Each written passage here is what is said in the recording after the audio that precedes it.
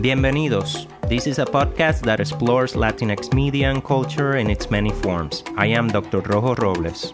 And I am Dr. Rebecca L. Salois. And we are Latinx and Latin American Studies professors at Baruch College in New York City. In this podcast, we will analyze Latinx film, television, literature, art, and cultures.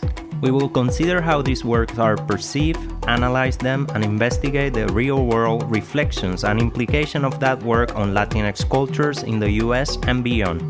Welcome to Latinx Visions.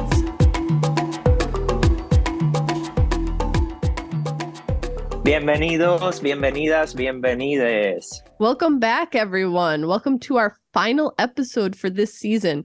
We're going to be bringing you a group interview on queer Latinx theater. In this episode, we'll introduce to you two fantastic New York-based Puerto Rican playwrights who are at different stages of their careers, Javier Antonio González and Daniela González y Perez. We were able to sit down with them and discuss their experiences as queer Boricua-Latinx creators, and we'll be sharing our full conversation with them in this episode.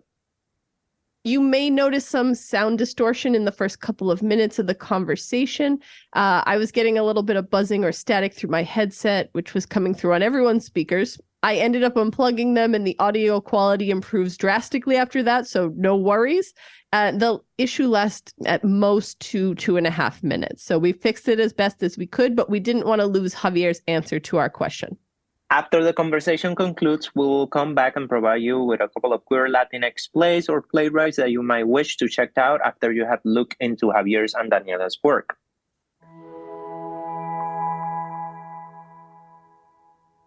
The first playwright who will introduce themselves in our conversation is Javier Antonio González. Javier is a playwright, director, and filmmaker. I met Javier at the University of Puerto Rico, La UPR, in the late 90s, and we became good friends and collaborators in different projects during the years.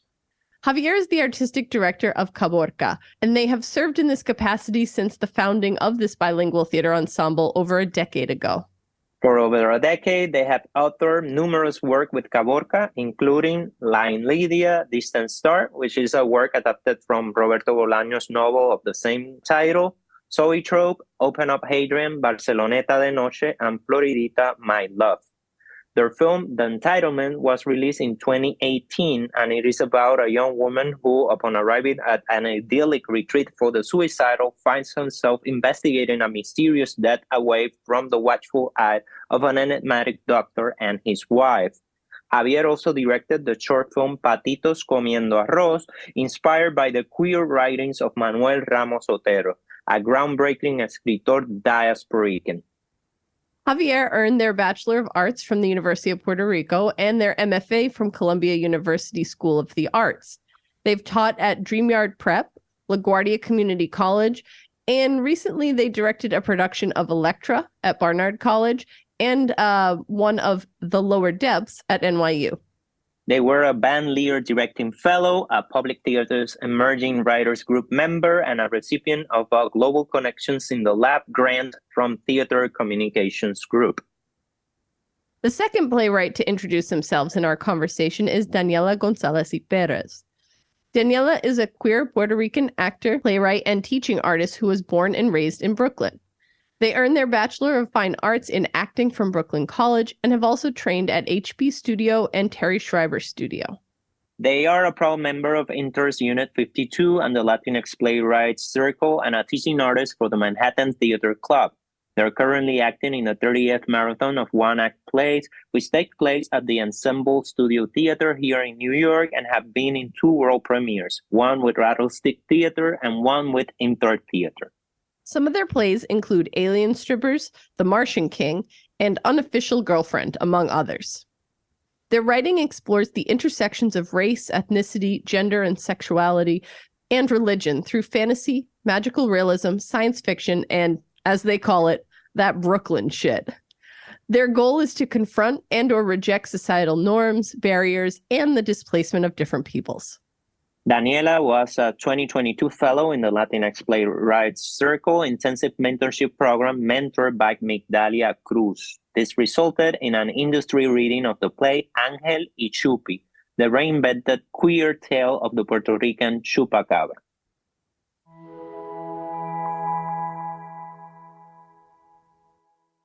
Today we have two playwrights with us. Would like you to introduce yourselves. We have Javier and Daniela. Javier, if you want to start us off. Hello, hi, thank you for having me. I'm Javier Antonio Gonzalez. I use they, them pronouns. I'm a playwright director from Puerto Rico, where I went to school also at the drama department, and then moved to New York some almost 20 years ago, where I've been a professor and educator in different places, and where I founded Caborca Theater, and I'm the artistic director of it, and of which I am artistic director, and I have produced several plays with the company and a couple of films as well. Thank you for having me. And Daniela?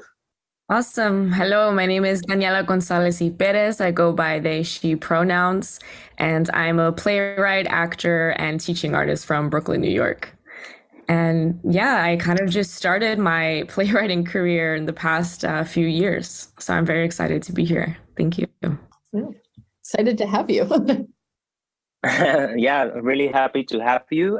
Today we're going to have a free-flowing conversations. So yeah, the idea is like to exchange ideas, all of us to exchange ideas together. Yeah. So I would like to start us off. Yeah, empezar with a question about precisely like to dig deeper on your journey as playwrights. And so can you give us and our listeners an overview of your journey as a playwright? How did you start it? How has your writing practice developed? Is it linked? Javier, you mentioned Caborca, so maybe you can expand on that as well. Is it linked to a group, an organization, or an institution? Yeah, anything you want to share about your playwriting journey? Yeah, thank you. In thinking about this, the invitation, I was thinking about, well, queerness specifically. My first play, it's called Agathon, and I wrote it pretty much as a directing student at Columbia University. Inspired by fragments of this Greek philosopher and playwright Agathon, well, by fragments of Plato, speaking of the playwright and tragedian Agathon. And it's a whole questioning of love relations. It was, without even knowing, I mean, the first scene exchanges two babies, a male and a female, and they kind of swap them, two strangers in the park. So it had these things that I wouldn't have called them, necessarily the binary at the time, but that it really expressed this like tensions, and that happened at Columbia. And right after that, with Caborca, we began, I did Barcelona de Noche and Floridita, My Love, somewhat dark comedic worlds, of also dreamlike states and places. And Sambo Theater, Barcelona de Noche is a whodunit, who also combines this closeted men in a small town in Puerto Rico with a Nazi, something that happened little in Puerto Rico, but it did take place, runaway Nazis. So from there, I mean, I'm thinking specifically about the theme, but I feel like I wrote those plays through workshops, one by myself, but also I studied with Aristides Vargas. I did workshops with him, with Eduardo Machado and Kelly Stewart, who at the time taught at Columbia, and they let me sit in their classes. So there was trial and error as well, I would say, around that time. Those are relatively short pieces, and then there were others that went in different directions. And there were, again, I was fortunate to have actors and spaces that would allow me to get the pieces up right away, or, what we consider right away in the theater. Now they take longer in a way to be like fully produced, but at the time we could do it in a way that would get us also an audience reaction.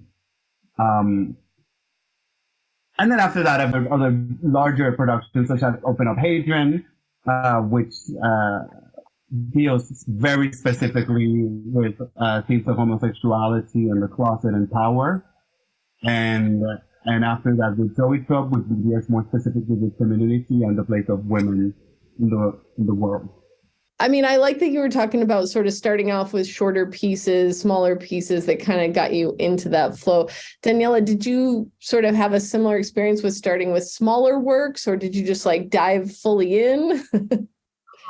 So I come from being an actor, I would say, outwardly first. I've always been a writer. I was the kid in the lunchroom in second grade writing in a book, you know, that was inspired by like the Magic Tree House when I was little, these magical historical books. So I've always written for myself. I feel like that was the way that I can understand myself deeper and better and understand others. So I've always been a writer, but I fell into acting. So growing up kind of acting in school, I was reading a whole bunch of plays, and it's crazy to me that I didn't really realize until recently, like I've never really read Latinx playwrights. And I've grown up like years, so many years, like I went to middle school, right, theater in Park Slope. I went, you know, to Edward R. Murrow High School in Midwood in Brooklyn, screen theater, and I've never read any of these things. It wasn't until I found Intar Theater, which is a big hub for Latinx writers, directors, and actors, where I found a space where I can call like a new home, like a community. And I found that outside of college, somebody had found me and brought me into that world. So that's kind of how I was drawn into the Latinx theater world. And as a writer, I wrote a few plays when I was younger in school. It wasn't until a few years ago where I decided I needed to write a play about my family based on some recent events that I was really struggling with. And it was during the pandemic, and a friend at the time, he said, hey, I'm part of this writing group. It's called the Latinx Playwrights Circle. And they're a non-for-profit, and they're coming up, and they're an amazing group of artists who are just uplifting Latinx voices. So it wasn't until I started attending those, they call them Sunday Kikis, Sunday service Kikis, where we could just share pieces and literally just talk about how we were feeling, where it started to get serious. And they gave me an opportunity to share that family play on Zoom as a Zoom reading, a first draft kind of reading that kind of put me into this world and gave me all these connections. And I was like, oh, this is important. Like what we have to say, our feelings in our worlds. And you never know how the way that you put something is going to touch people. So that's kind of what started me into that. The community, the importance of community, and that we all need each other. We all need each other to build, to grow, and to survive. And I think during the pandemic, that also showed us that. Yeah, community definitely seems to be a through line in both of your experiences. Yeah. Because Javier, you said you're part of a different group, yes? Yes, but also I wanted to say, I'm glad you mentioned Intar. That Intar, that's where Eduardo Machado had his writer's workshop, and where I wrote a couple of my first plays, including Barceloneta, which I mentioned. We were also there for Floridita, so it's always been a place, you know, that has done this for many, many generations. It's really cool that they keep doing it.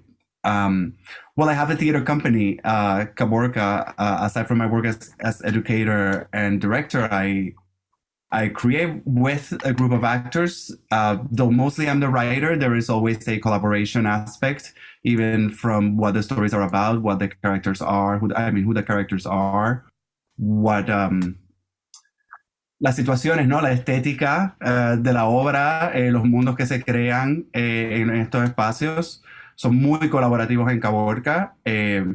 How we approach a story, it's very much a collaborative idea or endeavor. And so that plays into a lot of not only aesthetics, also specifically a type of methodology, sort of breakdown of the forms that we've gathered. We met mostly in school or with people around the school, which has its own set of, you know, beautiful things and wonderful things. And we also know what that could imply, you know, what it's like to train theater in academia, in places that can be highly conventional. So how we take that on in the real world, or forget the real world, the present, you know, our world, what it is that we're doing. It's fascinating to do, but we do it definitely in collaboration because we bring a lot of information to the table.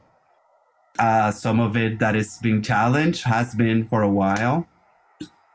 Specifically, right? We can speak of decolonizing, of course, of the form, of the hierarchies. We know all of that. So like what do we do with that legacy? It's actually really specific to Colombia. Funny that I mentioned Eduardo Machado because he was the only professor who was not white at that time at Columbia University at a master's degree. And we knew that. We commented on it. We were aware, but it's still different when you really go deep into it. And what that means, it's very specific, that Eurocentric legacy that was passed down to us. And it was taught to us that way, passed down. Javier, you talked about before, and this is a question for both of you, but you talked about, right, like you started talking about, like when talking about your journey, you started to talk also about like how queer characters, topics, concerns and theories started to emerge.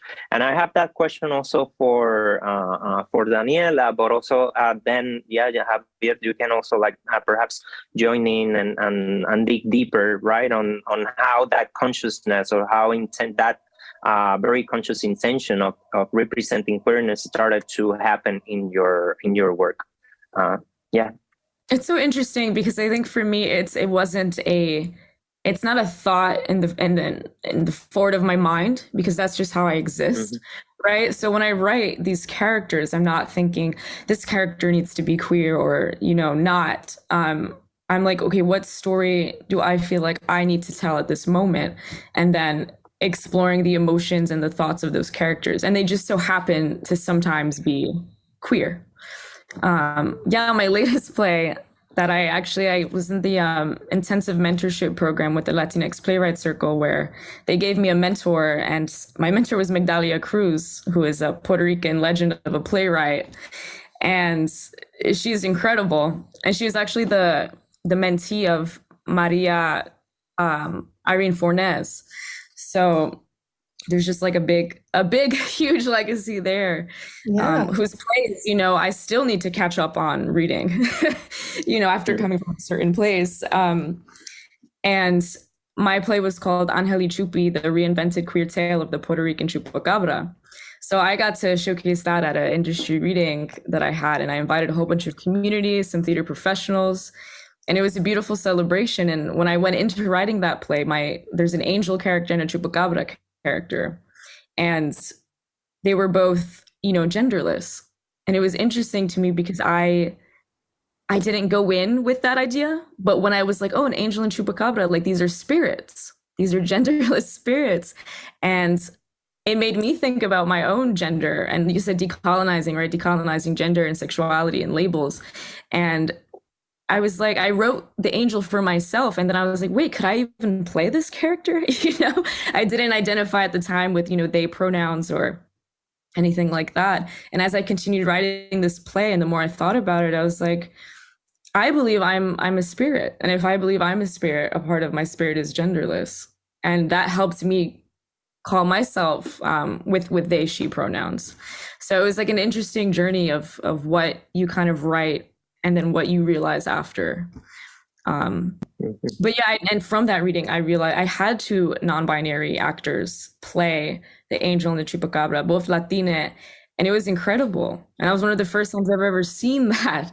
And I didn't do it on purpose. So it was this beautiful like celebration of these two spirits that I was watching in my play. And I was like, wow, like this is important.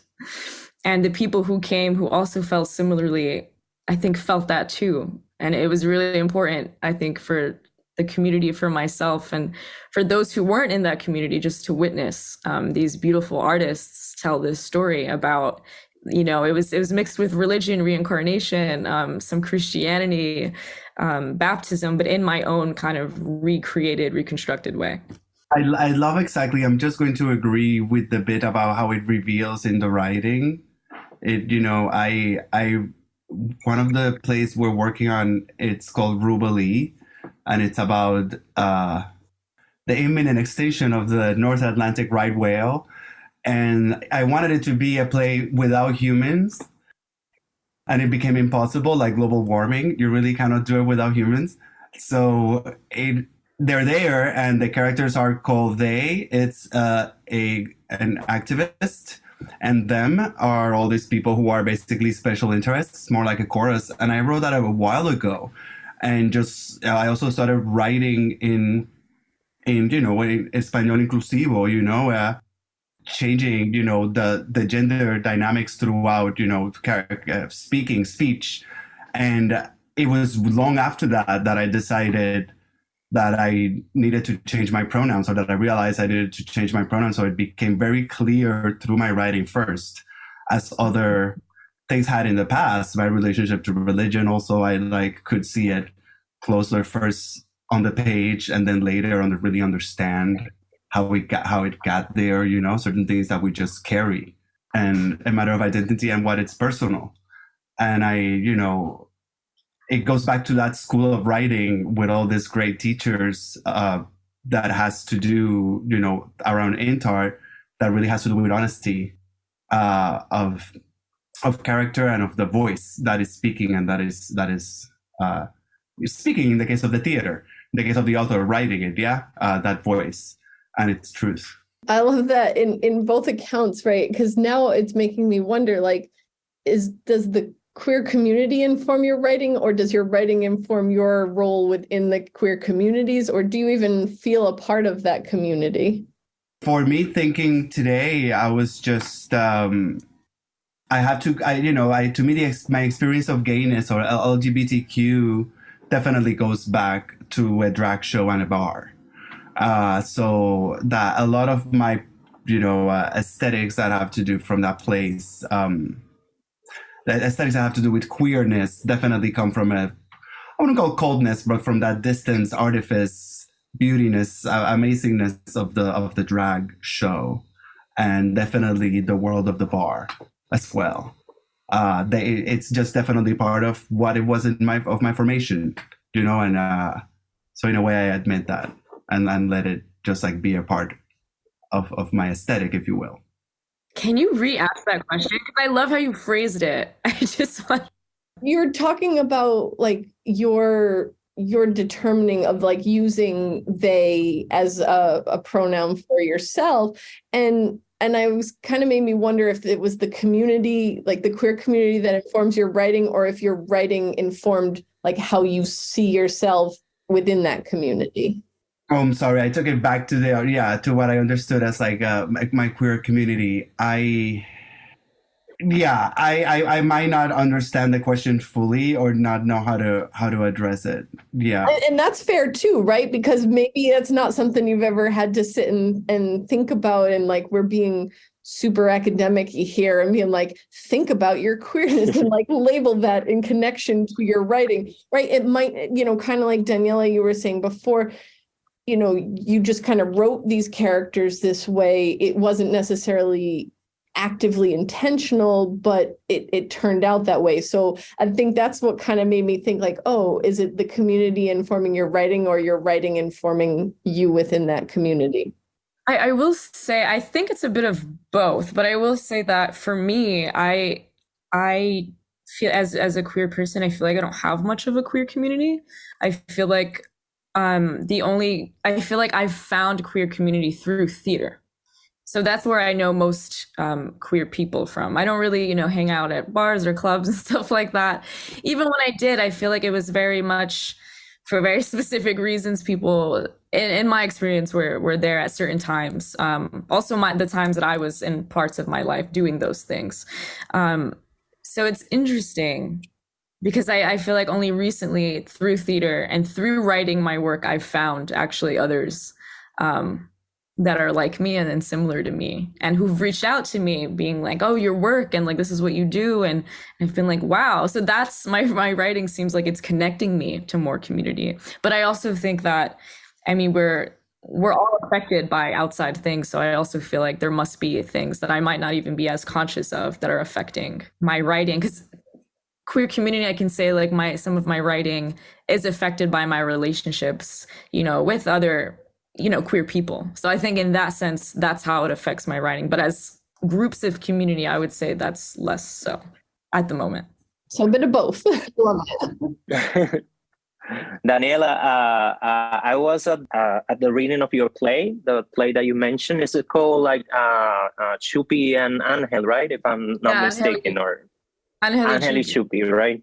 Yeah, but I remember like an experience that I remember apart from the text and the performance also was like how like the chat box. This was a reading made through Zoom. At least the one that I want was made via Zoom. And I remember the chat box like popping at all times. Yeah, so there was a community there, like reacting, interacting, commenting on what was happening on the play. And I was like really like struck by that energy that was happening also between the performance and the audience. So maybe you can comment on that experience. I was during the pandemic, I was lucky enough to have two Zoom readings of this play with different kinds of groups of people. One was by the Latinx Playwrights Circle, and they kind of kickstarted, I think, that idea of, when we're sharing first drafts, like, please do popcorn comments in the chat so that the writer can see, so that everybody in the community, so that it's an ongoing conversation about your work, right? Say things that stood out to you, say things that, excited you or like made you think more. And so that would all be saved and kind of passed to the playwright after. So but again, that was with an emphasis, especially with the Latinx Playwright Circle. Their I believe literary director, literary manager, Nelson Diaz Marcano, really, he's one of my mentors, and he's a Puerto Rican playwright as well. And his emphasis is really on community outreach and community building. So he was trying to figure out how, during the pandemic, he just started this group. And it grew and grew and grew. So that's the popcorn comments are to get everybody involved, right? Because we don't just want to sit, right? We go to a theater, we don't just want an audience to sit in silence, unless very specific moments, right? But we want them to react. We want to hear little gasps, laughs, anything. We really just want to hear anything. So I think that comes from that. And I think I've people who've been at the Latinx Playwrights Circle have tried to also carry that with them through Zoom.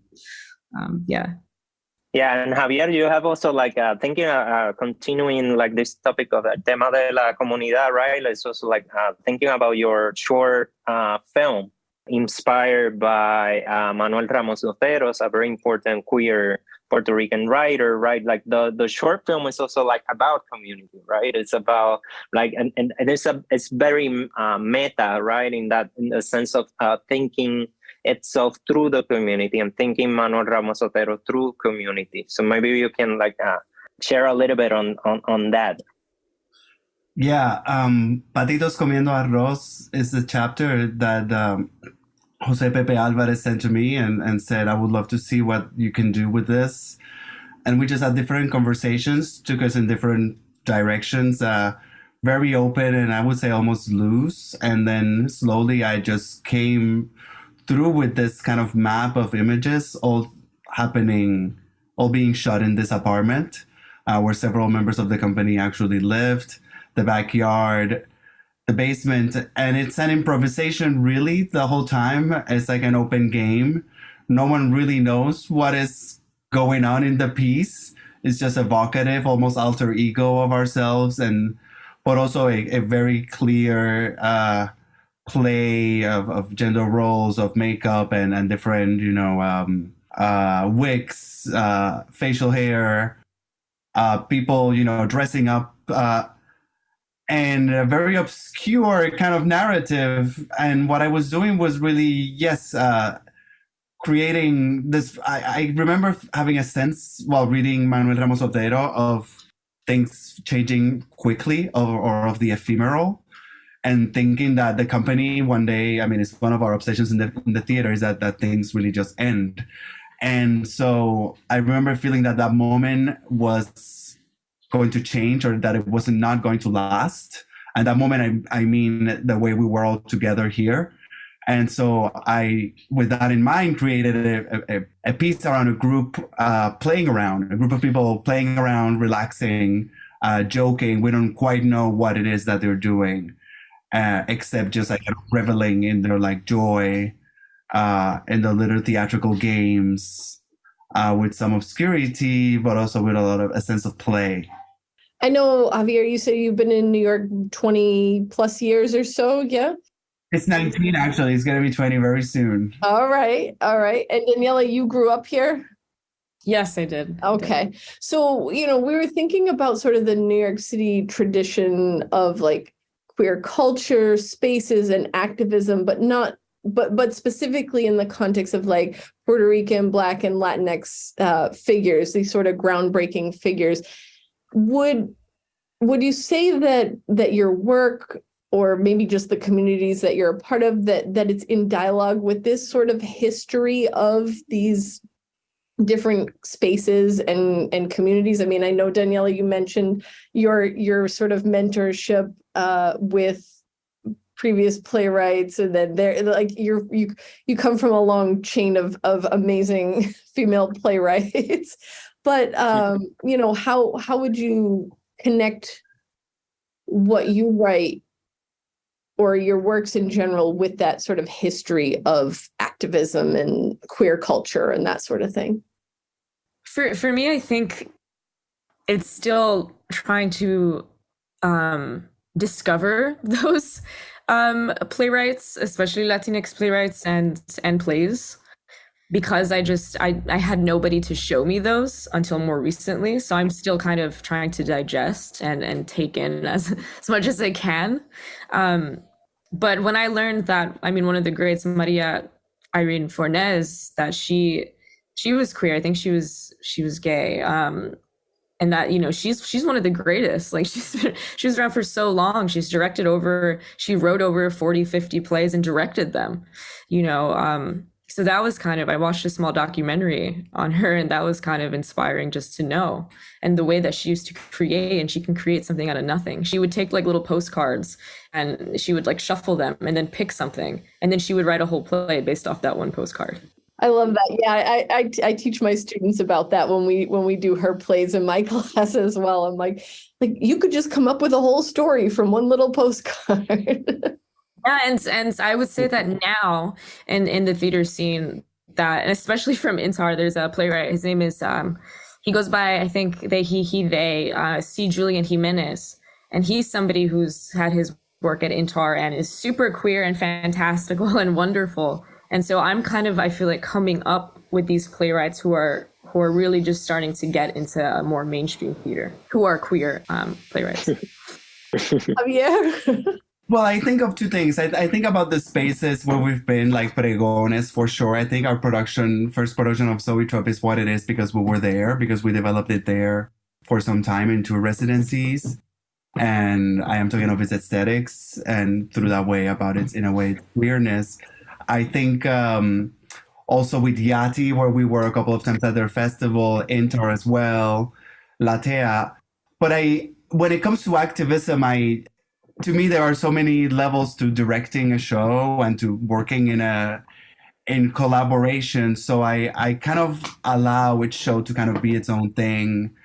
So in that way, I also, when I think of playwrights who are activists, I think of all of them. I think of Pietri, I think of Bofill, I think of Rojo Robles, I think of so many people of my generation. I think of René Marquez, somebody that I am obsessed with, and a lot of his shows are coming back soon. That he will be celebrated quite a bit. So, and I think of Eduardo Machado, of course, and his play The Cook. It's not, nobody might call it political theater. It's a 300% political theater, and so beautiful. So there is engagement in my activism. I try to do activism outside of my writing as well, and let my writing be this kind of distillation of all of it together. So I kind of have that conversation with these people, well, in my head, really, and through my writing, of course. Hablando de los temas sociales, talking about social topics, social political topics, can both of you elaborate on how you use your writing to address social political issues, if that is something that happens in your plays, but in a specific, from the point of view of Puerto Rico or Puerto Rican communities in the U.S.? I think of Her Story. Her Story, it's a play we presented last year, and we was with In Tandem Lab. This was developed by 3 women, Gisela Cardenas, Heather Hollingsworth, and Laura Butler Rivera. And it's a take on the women from The Tempest, the women that are mentioned in The Tempest, but that do not really have scenes except for Miranda. And The Tempest being in an island and it including like colonizers in a way. Well, of course, it speaks through a lot of the themes that I myself, delve into with Puerto Rico. So that play, it is mainly about women, and it's a very affecting piece of generations of women passing on through multiple generations and stolen and taken babies, basically a very strange world. And I feel like there is no way it is not about Puerto Rico. The last scene is in Puerto Rico, and somehow it ends when the gentrification crisis of today in Santurce, specifically with people from Texas who have bodybuilding cash. And don't ask me how. It all makes sense, and it in front of an audience, it came together as a full cohesive piece that ends with something that was not brought to me, but that I just put there. It's not even an epilogue. I just brought this in and said, this is how it ends, with this character in a hostel in Santurce. And now the play revolves around that. So to me, Puerto Rico enters sometimes in my writing just directly, like a truck, and some other times very subtly, some other times not mentioned, but the sea, the relationship to plastic, and the sea, strange dynamics of power in the bureaucracy and offices, those things just kind of come through in a way. The scarcity mentality, certain things just come through in a way. Scarcity mentality from above, I mean. It's funny because I feel like I've never, when I was growing up, this is crazy to me because my mother was the chair of the Puerto Rican and Latino Studies department at Brooklyn College for about 15 years. But because my education was so Eurocentric growing up, I didn't understand the importance of her job until literally maybe like a handful of years ago, and that's, I was like, oh, what is this like subject you're teaching? Like they already teach history. Like, why are you teaching that? Like, what is the point? And now it's insane to grow up and be like, oh my gosh, how hard she had to fight to keep that department going because they wanted to merge it with others and they didn't think it was as important, and like, that's the world we live in. So it's interesting when you talk about Puerto Rico because I pretty much go every summer to visit my abuelo over there. He's in Adjuntas, kind of near the mountains. And that's my connection to Puerto Rico. And I have this connection to, I feel like a lot of Puerto Ricans have such a connection to Puerto Rico, even if they've never been there. So lately it's interesting. And with all the storms and disasters and the lack of help that Puerto Rico is getting, the neglect from, here, I think I would say, the spirits, the energy are speaking to us, I think, all kind of Puerto Rican artists at the moment, no matter what form of art you do. So I never expected to write about Puerto Ricans, but of course, if I write a family play, it's about Puerto Ricans because I'm Puerto Rican, right? So it went from there to then my Chupacabra play, which that play was about me finding joy. I was like, how do I find joy? And it came through an angel and a little monster, right? A Chupacabra folktale.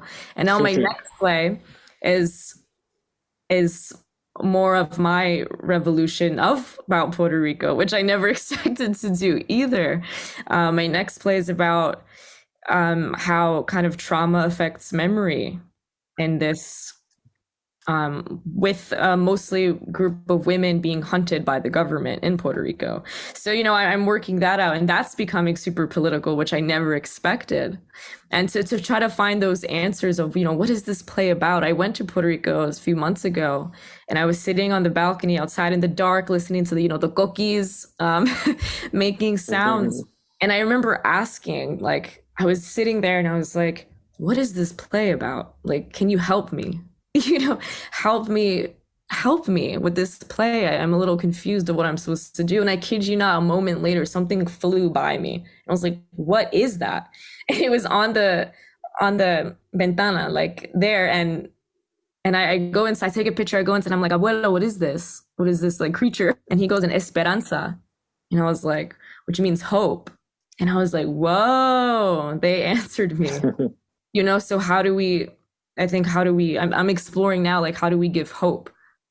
How do we figure out what we need and how can we help others.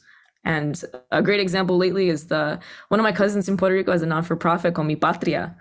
And, it's a whole bunch of non-for-profits that are helping the island and helping each other and helping restore and helping rebuild.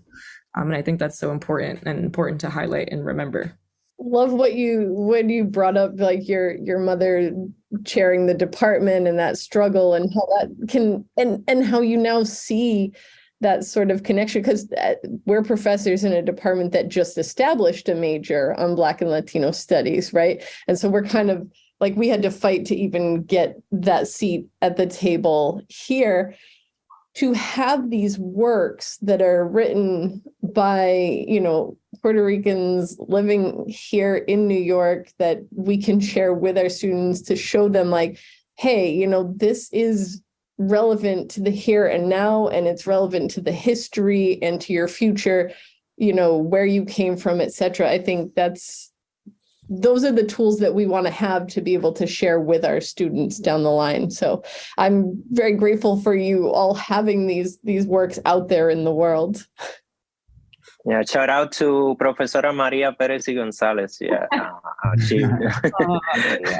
I was part of the Puerto Rican and Latino Studies department for 3 years, and it was like very formative experience. Yeah, under the leadership of Professora Maria Perez y Gonzalez. So yeah, I know the struggle, but I know also the joys of centering our culture, our history, right? And the ways that we definitely need to stand our ground in the academic spaces to defend our knowledge and our ways of being in the world, right?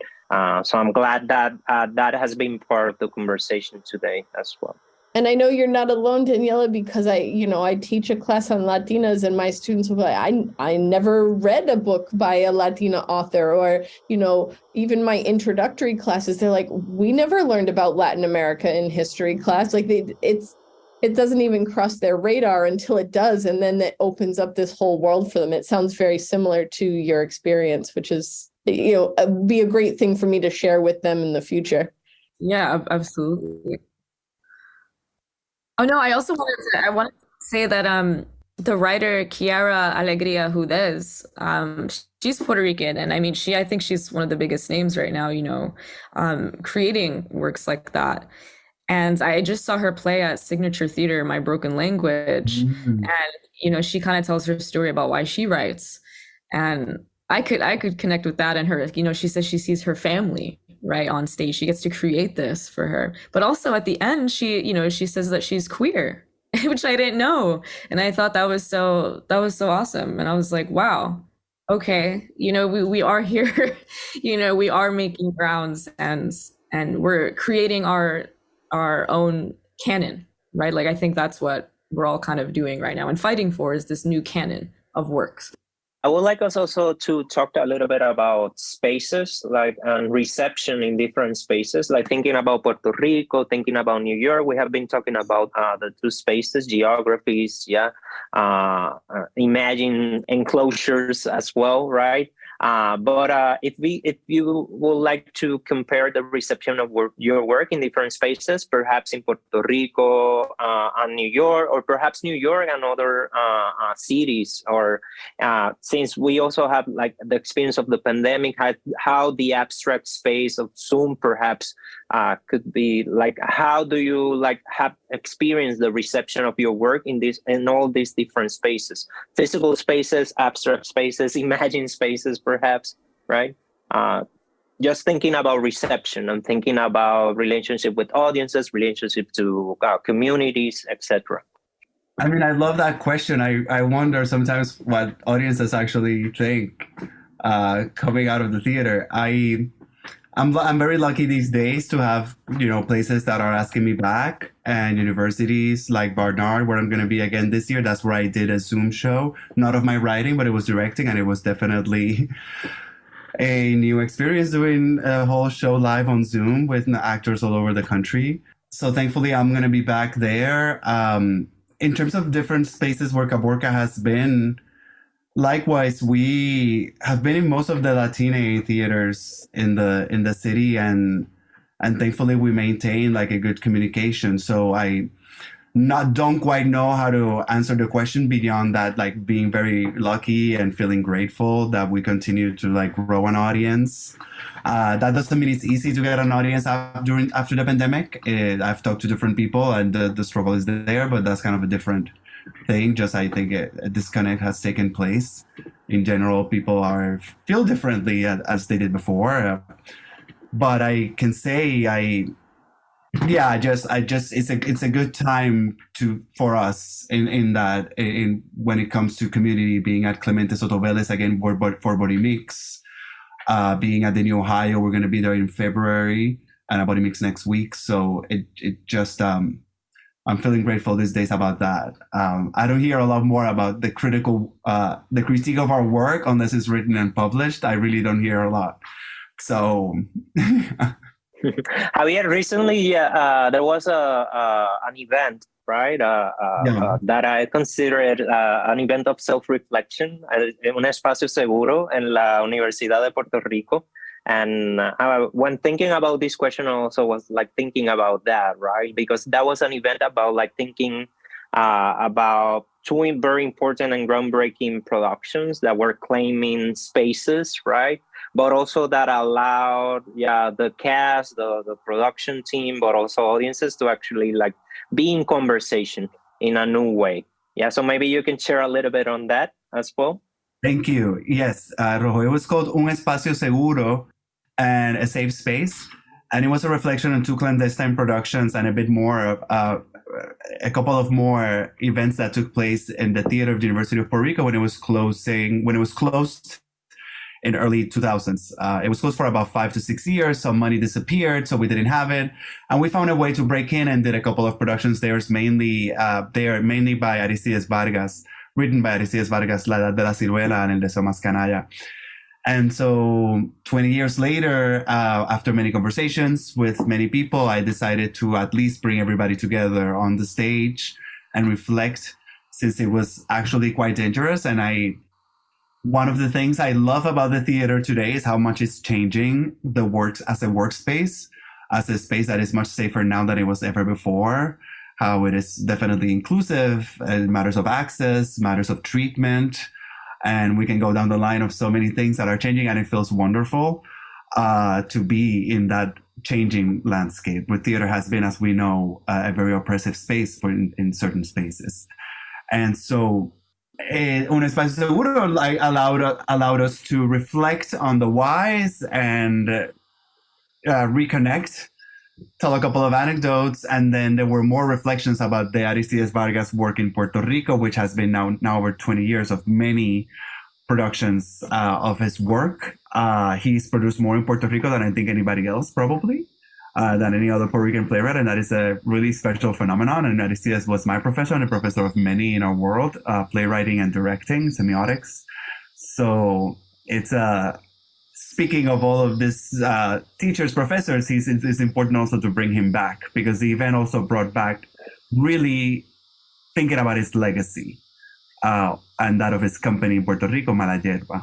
What about you, Daniela? Yeah, thinking about different, again, like restating the question, thinking about different spaces and how the reception changes or is transformed depending on where you present your work.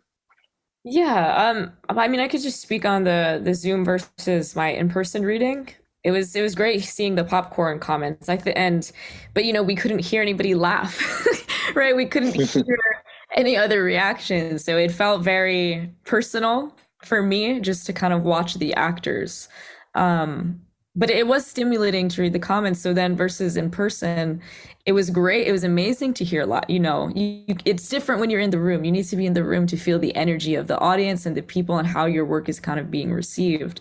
So it was amazing to hear, but it was just different stimulation. But it is interesting to kind of, I have taken note of places where I've gone to see work that was queer, and specifically queer by Latinx artists. So some places I can just shout out that I've seen work that I would like to work at, New York Theater Workshop, Ars Nova, Pipeline Theater, and some of these are actual theaters and some of these are theater companies that help produce work.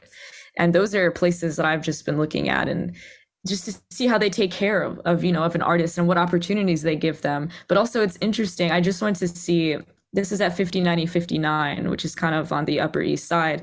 This was a play by Andrew Rincon, who's a queer playwright. He's Colombian, and his play was called I Want to Fuck Like Romeo and Juliet.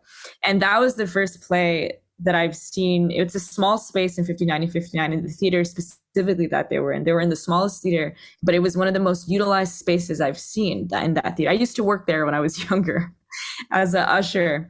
So going back and seeing that work, and it was queer, and it had, mythology, and it had some Spanish in it. He mixed in some Spanish, and there's always a conversation of, what plays they put up and does it have Spanish or not? And that's sometimes a deciding factor whether a play goes up or not, which is frustrating. But that was a play that I saw that was unapologetically what it was, which was beautiful, queer, it was healing, and it was powerful, and it was hilarious. It was so funny, but it was interesting to hear that the night I went was Queer Latinx night. So, I saw so many people I love, and it was amazing, and we were laughing and we were engaging, and I had a conversation with a few people, and those artists didn't get that some other days. Sometimes they got silence during a performance when there were people there, so who's going to see certain shows matters, and what spaces. And E59 is a very, a white theater, as a lot of the theaters, I would say most theaters are, so it's interesting. And those nights specifically, those community nights, right, are really important for artists of color. And I think that's just very interesting. And that's made me very aware of what kind of groups of people are seeing certain shows and where. So, I mean, you've both of you actually throughout the course of our discussion have named a few works or playwrights or theater groups and stuff. But we like to wrap up our episodes with different recommendations based on the topic that we're covering. And so we're just curious if you had maybe like a laundry list type approach to recommending queer playwrights, theater groups, performers, or other artists that our listeners might check out. Just, like I said, I know you've mentioned a few of them to begin with, but kind of like summing it up. I'd say Eduardo is worth revisiting, Machado, and René Marquez is worth revisiting. Manuel Ramos Otero is getting some new attention from Puerto Rico, and so that is wonderful. Queer, perhaps in a different definition, but Pedro Pietrís as well. In a way, my references are still, mis referentes, como decimos en español, are still pretty classical, and as you can tell, male. And so that's something that I challenged, that I've tried to challenge in different places. But when it comes to Latina playwrights, it's possible I'm limited in that sense. Let me think on more, because there are so many. I mean, when it comes to influence, one is influenced by so much and so fast, like you mentioned Juan Jimenez and at Intar, and I've known him for some over a decade and shared the path with him. And of course, Brandon Jacobs Jenkins, for example. I wrote a list down, actually. I was like, where is it? Because these are people I want to look up more and read more of their work. But some people I've mentioned, and I'm going to mention just current people also in my community, because I think it's so important just to uplift and shout out. But yeah. So Andrew Rincon, C. Julian Jimenez, there's I saw this person's show, and she's a trans playwright. Her name is Mara Velez Melendez, Arturo Luis Sorria. And then there's Milo Cruz and Luis Alfaro. So I'm just gonna shout out some people. And but you're right. It is mostly male, also, that I know, right? When it comes to I've kept on going back to aesthetics, because to me, my world of queerness really maybe comes from external influences, the visual world as well. So I always mention El Taller de Otra Cosa in Puerto Rico. Eduardo Alegría, of course, Alegría Rampante, the work of Jose Pepe Alvarez, Mickey Negrón, the world, that explosion of queerness and performance in Puerto Rico, taking place in Puerto Rico right now. And I observe it quite closely because it also informs us. It's really, there are those places that are between performance and playwriting. I'd love to see them come together more. So to me, and friendship as well. What's that? And friendship, like you say, performance and yes, of playwriting course, and and friendship. friendship. Yeah. Yes, of course. Yeah. And to see them come, and I love you mentioned friendship, because it has been something that Daniela has, come back to, spaces that are really, not, I mean, comfortable, but safe, or spaces where one can open up and write from. Yeah. Being safe for like the Latina community, but also for queer community, like bringing those two things together and creating a safe space that embodies both of them, right? Not just a queer white space, for example, or a Latina space, being able to bring those two things together. I think it sounds like it's been at the core of a lot of the things that you have written and created, even just in the last couple of years, but of course, throughout the entire time you've been writing. I think our time is up, but we want to thank you, darles las gracias, darles un abrazo virtual, right? It has been a pleasure speaking with you, right? Learning from you, like exchanging ideas, and thinking about like community writing, theater performance with you all. Rebecca, you want to say something? Just thank you so much for joining us today. It was really great to get perspectives from different playwrights that, we've done interviews before where we're just talking with one individual, but to have both of you contributing your varied perspectives on your experience has been really, really eye-opening and really helpful. One of the things we like to do is share with our students the different options and different paths and how there's no one journey. And so I think having both of you on today has been really great for that, because there's absolutely overlap in what you've been saying, but you each still have your own unique experiences, which they'll love to hear about. So thank you. Thank you for having me. Yes, thank you so much. This is great.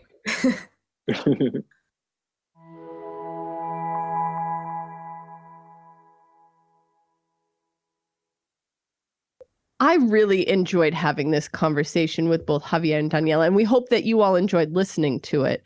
It was really great to hear their different experiences, especially in conversation with one another, right? I think that together they were able to provide insight on their writing processes and on what it's like to work with different theater collectives. And I really appreciated them sharing their experiences of being queer and Latinx and what that's meant for them in their own careers. Yeah, for me, it was really interesting to think through different takes on queerness with them. For instance, for Javier, queerness is a playful embodiment that comes from nightlife and being in the company of queer creators. And for Daniela, queerness has a more spiritual connotation and exploration of states of being beyond gender. Yeah, not that we didn't all know this, right? But there is no one way to be queer. And I think this is just a perfect example of how this is embodied among different individuals who work in the same area, but have their own unique experiences, right? Yeah, also, like, it was really interesting how they're also like, they think of themselves as people who are learning about the queerness and Latinx theater at the same time, and exploring and defining and redefining themselves based on what is happening, in the theater environment and the queer creators that are participating in it. The fluidity in their own experiences of queerness and their experiences of intersecting queerness with Latinidad. Mm-hmm. All right. So before we head out, we want to just recommend a couple of things for you if you're interested in learning more about the queer Latinx theater communities, or if you want to read any plays written by queer Latino creators. Yeah, so I would like to recommend the anthology Not the Time to Stay, which brings to light the marvelous but surprisingly underperformed and under-discussed work of queer Puerto Rican playwright Victor Fragoso for the first time. The anthology consists of 8 plays edited and translated by Consuelo Martinez Reyes. All of them are connected by topics like the difficulties of migration, the clash between U.S. American and Puerto Rican societies, the oppression suffered by Latinx people in the U.S., homelessness, and domestic violence, among other topics. Of special interest is the play Newark 1974 for those researching abolition, thought, and debates about funding community services instead of the police. Fragoso presents the circumstances that generated the Puerto Rican rebellion against police brutality in 1974 in New Jersey and the discourses surrounding it. He analyzes the amount of official and unofficial political power Puerto Ricans held in Newark and presents debates about issues still relevant in 2022 affecting the Puerto Rican community and methodologies of grassroots mobilization. The book allows for a rediscovery, of course, of Fragoso's work, a visionary of social themes, literary and theater practices. And now finally available also in English. It sounds like it's got so much in this one book, right? Just the plays, but also the analysis, that timeliness of it, which is unfortunate in some cases, right? Because you're talking about Newark 1974. Why should it still be relevant nearly 50 years later? But it is, right? Yeah, and this is a play that I have read with my students, my current students in the Latinx literature class, and it was very interesting how also they when discussing it, they brought a lot of events, political events, so-called riots, or actually we consider them rebellions, right? Thinking about that era and the interconnected events of rebellion of Black and Latinx people allowed us to understand the present and allowed us to understand, for example, the protests in 2020, right? Yeah, that's fantastic. I'm definitely going to have to check that out. And, I don't want to take all the things you're teaching, but I always love good ideas. The more people can learn about Fragoso, the better. Yeah, so exactly. Everybody's welcome to enjoy it and to read and to learn from Fragoso. Well, I'm going to recommend a play that can be read that is by another queer Latinx playwright. The play is Fade, and it's by the Mexican-American playwright Tania Saracho. Listeners might know Saracho as the television showrunner for Vida, which aired on Stars from 2018 to 2020.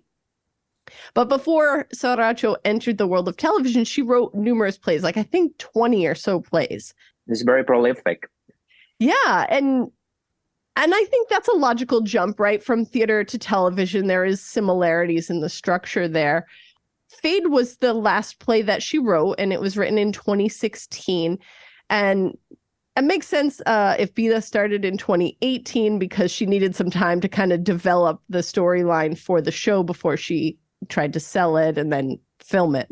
Saracho herself identifies as queer, and this can be seen in a lot of her writing. Vida is no exception. Fade doesn't focus on sexuality as much, but it does tell the story of Lucia, who is a Mexican-born novelist who, when she gets her first TV writing job, feels a bit out of place on the white male-dominated set. Now, Lucia quickly becomes friends with the only other Latino around, of course, a janitor named Abel. As Abel shares his stories with Lucia, similar plots begin to find their way into her TV scripts. Fade is a play about class and race within the Latinx community, as well as at large, and how status does not change who you are at your core. So it's another one that really works with these intersections of queer Latinidad. Yeah, and also to think about intertextuality. Yeah, as you said, there's a lot of commentary about writing for TV within the play. So that is very interesting how to think about TV from the point of view of a play, of a theater play, right? Mm-hmm. And we kind of have to question, because she had begun doing some writing for television. She wrote for Devious Maids and as well as a few other shows starting in 2013. If there's not perhaps something semi-autobiographical in there, we can't assume, but we've seen it before, right? We've seen it before with fictional works where people include some of their autobiographical experiences that they might not necessarily be as ready to confront openly, but would rather instead do it through fiction. I don't know if that's the case here, but there are some interesting parallels. Excellent. Sounds very interesting. I will have to check it out as well.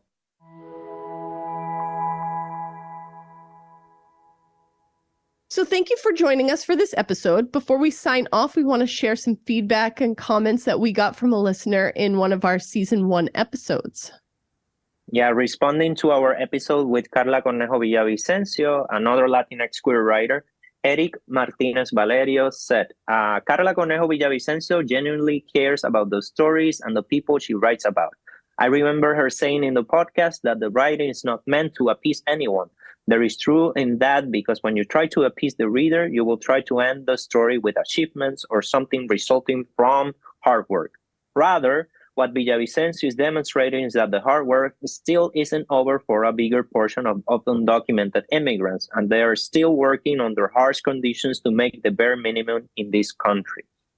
She does not want to mention the experiences of those under DACA because she feels they won't share the same situations as those working as delivery personnel or in construction. Villavicencio doesn't want to sugarcoat anything, which I also agree with. In doing so, Carla shows the lives and perspective of undocumented immigrants, those who are usually erased from our conversations. I love that, it's been a year since we did that interview with Cornejo Villavicencio, and we're still getting comments and feedback on what she talked about in that episode. So, we really appreciate getting those comments and that feedback and just your insights into the content of our episodes. Keep them coming.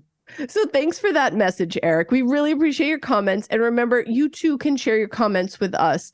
Let us know what you thought of our conversation with Javier and Daniela, or maybe you could just recommend some additional queer Latinx plays and playwrights that we could look at in the future. You can always reach out to us on social media or by email. Follow the podcast on Twitter and Instagram at Latinx Visions. Our email address is latinxvisions@gmail.com. We love to include your thoughts in a future episode. Next season, we will be looking at New York City Latinx communities. Subscribe to us on Spotify, Stitcher, Apple Podcasts, Google Podcasts, or wherever else you get your podcasts. Share us with your friends and family. Subscribe and leave a 5-star review on both Apple and Spotify if you can. Estamos a la escucha. We will be back in 2023. Así que, until then, nos vemos. Dale. Until next year.